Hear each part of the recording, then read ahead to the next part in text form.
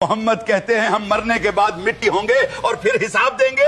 अरे हम सरदार हैं, हमारा हिसाब कौन ले सकता है। ये बात है इनकार की, मक्का के उन सरदारों की जो अपनी ताकत और अपनी बनावट के नशे में अंधे हो चुके थे।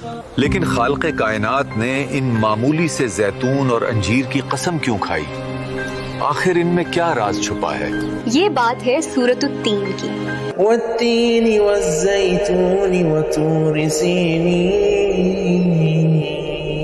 मदरसों में और नमाजों में हम सब ये सूरत रिट तो लेते हैं, लेकिन जिंदगी में ऐसे मौके बहुत कम आते हैं जब कोई बताता है कि असल में सूरा 3 हमारी सेल्फ वर्थ की कहानी है। मैं बेकार हूँ, मेरी कोई वैल्यू नहीं, काश मैं पैदा ही ना होता। ये बात है उस भूल की। अल्लाह ने इंसान को बेस्ट वर्जन बनाया था, लेकिन आज वो खुद को वर्थलेस समझ रहा है।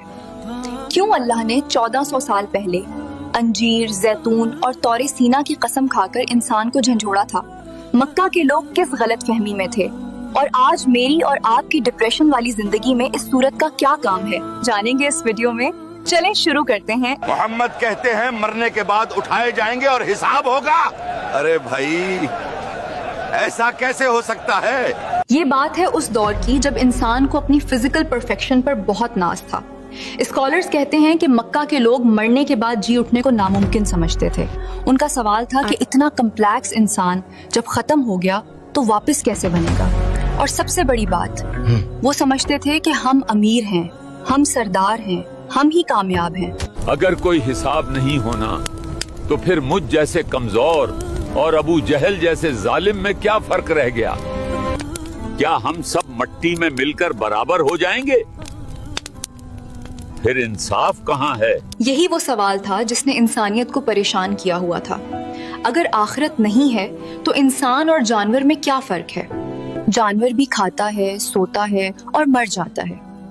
अगर इंसान का भी यही एंड है तो फिर इंसान ये अशरफुल मखलूकात कैसे हुआ?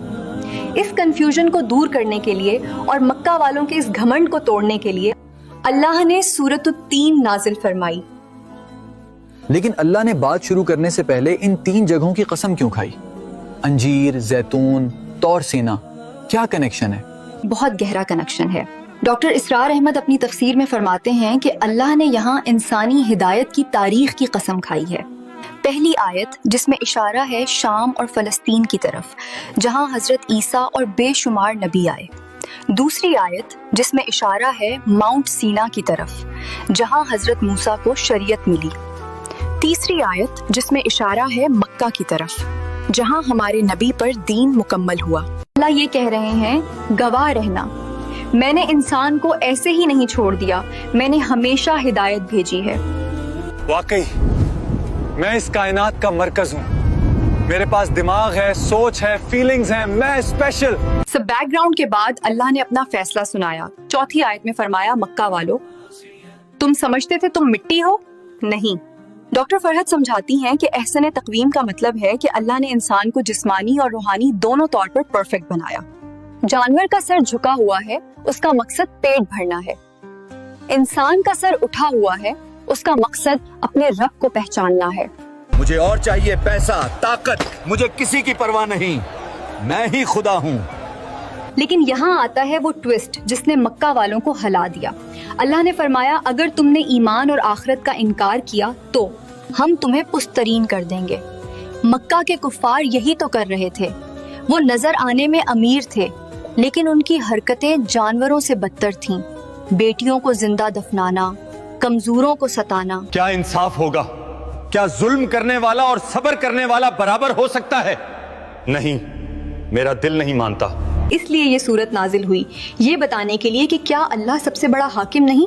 मक्का वालों का इनकार दरअसल इंसाफ का इनकार था।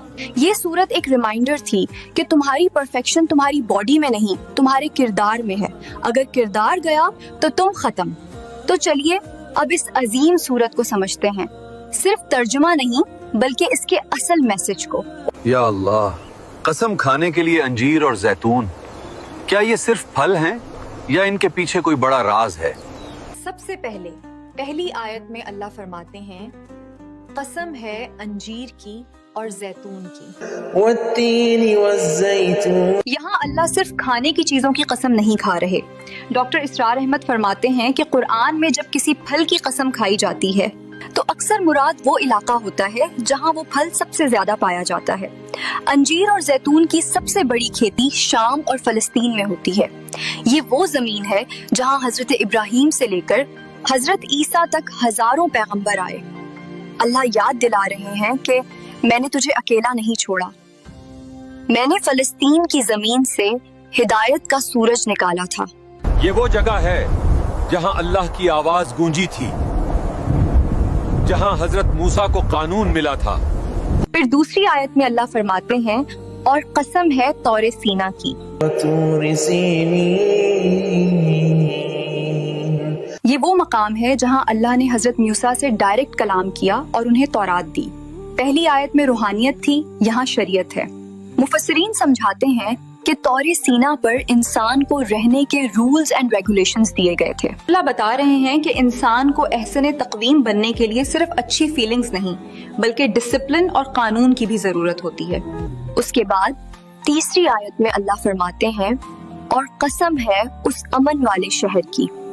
وهذا البلد الأمين یہ تیسری لوکیشن ہے مکہ مکرمہ۔ یہاں لفظ آمین بہت امپورٹنٹ ہے۔ اس شہر میں خون بہانا یہاں تک کہ درخت کاٹنا بھی حرام ہے۔ اب چوتھی آیت میں اللہ وہ بات کہتے ہیں جس کے لیے قسمیں کھائی گئیں، ہم نے انسان کو بہترین سانچے میں پیدا کیا۔ لقد خلقنا الإنسان في أحسن تقويم شیر طاقتور ہے، چیتا تیز ہے، مگر میں سوچ سکتا ہوں، میں انتخاب کر سکتا ہوں۔ مجھے اللہ نے کچھ الگ بنایا ہے۔ اللہ نے جانور کو انسٹنکٹ دیا بھوک لگی تو کھانا ہے، لیکن انسان کو ول پاور اور مورل سینس دی۔ ہم سیدھے کھڑے ہوتے ہیں، ہمارا دماغ یونیورس کو سمجھ سکتا ہے۔ ہم روبوٹ نہیں ہیں، ہم ماسٹر پیس ہیں۔ پھر پانچویں آیت میں کہانی میں ایک ٹویسٹ آتا ہے، پھر ہم نے اسے پست سے بھی پستر کر دیا۔ ثم رددناه أسفل سافلين ہٹو یہاں سے، یہ پیسہ میرا ہے، مجھے کسی قیامت کا ڈر نہیں، میں اپنی مرضی کروں گا۔ جب انسان ایمان اور عقل کو چھوڑ کر صرف اپنے نفس کا غلام بن جاتا ہے تو وہ جانور سے بھی بدتر ہو جاتا ہے۔ شیر بھوک مٹانے کے لیے مارتا ہے، لیکن انسان مزے اور طاقت کے لیے مارتا ہے۔ یہ ہے لوئسٹ آف دا لو۔ لیکن چھٹی آیت میں اللہ نے بچنے کا راستہ بتایا، سوائے ان لوگوں کے جو ایمان لائے اور جنہوں نے نیک عمل کیے۔ إلا الذين آمنوا وعملوا الصالحات فلهم أجر غير ممنون دنیا کہتی ہے میں پہلے، لیکن میرا رب کہتا ہے خدمت کرو۔ مجھے جانور نہیں بننا، مجھے انسان رہنا ہے۔ اللہ نے فرمایا کہ سب پست سے بھی پست تر میں گریں گے سوائے ان کے جن کے پاس دو چیزیں ہیں، پہلی ایمان، دوسری نیک عمل۔ یہ صرف نماز روزہ نہیں ہے بلکہ ہر وہ کام جو انسانیت کی فلاح کے لیے ہو۔ اب ساتویں آیت میں اللہ انسان کی عقل سے سوال کرتے ہیں، تو اس کے بعد کون سی چیز تجھے جزا و سزا کے دن کو جھٹلانے پر مجبور کرتی ہے؟ فما يكذبك بعد بالدين تم کہتے ہو حساب نہیں ہوگا، ذرا سوچو، اگر تم نے پوری زندگی ظلم کیا اور میں نے پوری زندگی صبر کیا اور آخر میں ہم دونوں مٹی بن گئے تو پھر انصاف کہاں گیا؟ یہاں اللہ انسان کے ضمیر سے سوال کر رہے ہیں، جب اللہ نے تمہیں اتنا پرفیکٹ بنایا، تمہیں عقل دی، تو کیا وہ خود انصاف نہیں کرے گا؟ اگر آخرت نہیں ہے تو یہ دنیا ایک مذاق بن جاتی ہے جہاں ظالم جیت گیا اور مظلوم ہار گیا۔ اور آٹھویں اور آخری آیت میں اللہ اپنا فیصلہ سناتے ہیں، کیا اللہ سب حاکموں سے بڑا حاکم نہیں ہے؟ أليس الله بأحكم الحاكمين دنیا کے ججز غلطی کر سکتے ہیں، رشوت لے سکتے ہیں، لیکن اللہ وہ دلوں کے راز جانتا ہے، اس کا فیصلہ فائنل ہے۔ اور اس لیے رسول اللہ نے ہمیں سکھایا کہ جب یہ آیت سنو تو خاموش مت رہو، گواہی دو، کہو کیوں نہیں، اپنے رب کے انصاف پر یقین رکھو۔